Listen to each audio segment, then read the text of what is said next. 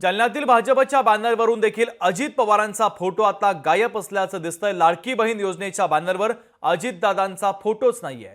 मुंबई ठाण्यानंतर आता जालन्यातील बॅनरवरून देखील अजित पवारांचे फोटो गायब झाले। विधानसभेला अजित पवार स्वतंत्र लढणार का या चर्चांना देखील आता उधाण आलेलं आहे। भारतीय जनता पक्षाला उपमुख्यमंत्री अजित पवारांची अडचण तर झाली नाही ना, या चर्चा देखील राजकीय वर्तुळात याच निमित्तानं आता सुरू झालेल्या आहेत।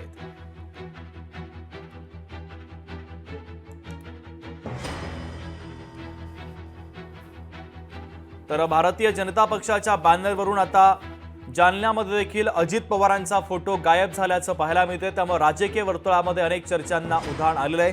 मुंबई ठाण्यानंतर आता या बॅनरवरून देखील अजित पवारांचा फोटो गायब झालेला आहे।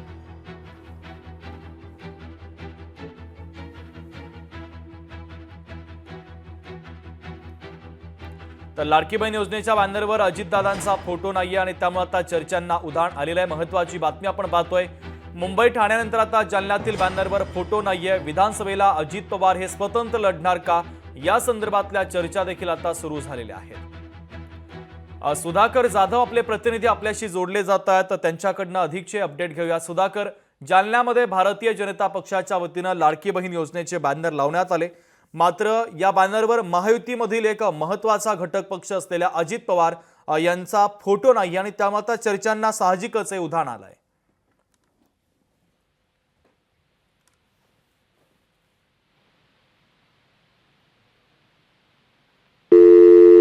तर काही तांत्रिक अडचणींमुळे सुधाकर आपले प्रतिनिधी यांच्याशी आपला संपर्क तुटलेला आहे। संपर्क पुन्हा करण्याचा प्रयत्न करूया। मात्र महत्त्वाची बातमी आपण पाहतोय, मुंबई ठाण्यानंतर जालन्यातील बॅनरवर आता फोटो नाहीये।